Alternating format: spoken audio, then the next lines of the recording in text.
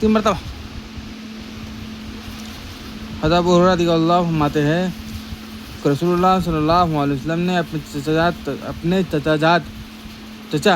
چچا ابو طالب سے ان کی وفات کے وقت ارشاد فرمایا، لا الہ الا اللہ کہہ لیجیے تاکہ میں قیامت کے دن آپ کا گواہ بن جاؤں۔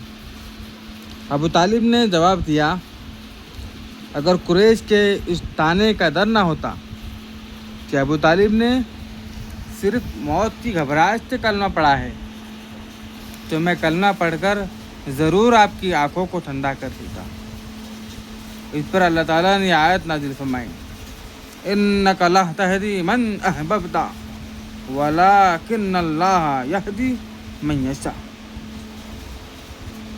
ترجمہ، آپ جس کو چاہے ہدایت نہیں دے سکتے بلکہ اللہ تعالیٰ جس کو چاہے ہدایت دے دے۔